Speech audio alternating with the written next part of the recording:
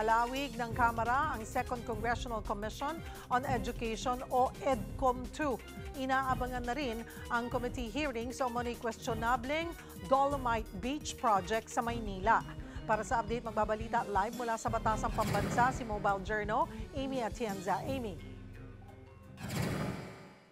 Cheryl, kakulangan sa classroom, student allowance at teacher compensation. Ilan lamang nga yan sa mga problemang kinakaharap ng education sector ng bansa.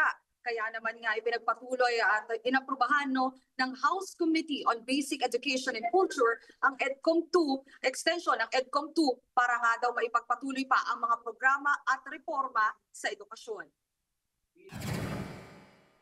Sa pagpapatuloy ng komite, malaki ang magiging pagbabago lalo na sa classroom construction sa bansa.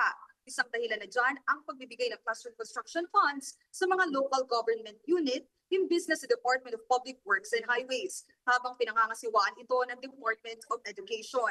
Bukod pa riyan, itinaas na rin sa Kamara ang reforma na kinakailangan sa Adopt a School Act, kung saan nais pang pagtibayin ang private sector assistance sa public schools sa bansa.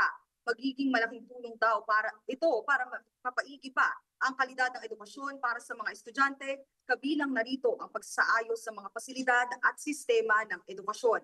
Layunin pang mapag-usapan ng komite ngayong araw ang pagbibigay ng student allowance at isa sa mga ito ay ang pagbibigay ng taong-taong baon para sa lahat ng mag-aaral mula sa pribado at pampublikong paaralan.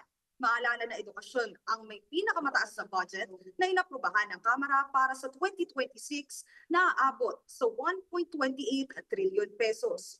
Cheryl, mayroon pa tayong inaabangang mga committee hearings ngayong araw. Pero yun nga, sa November 19, sa Miyerkules, ay inaasahan na natin na magsisimula ang House Committee on Public Accounts para talakayin naman ang Manila Bay Dolomite Beach Project. Nabigyan na nga daw ng imbitasyon dyan ang DPWH, Department of Environment and Natural Resources, Department of Economy, Planning and Development, Metro Manila Development Authority, at Manila City Local Government Unit para nga mapag-usapan pa ito. Cheryl?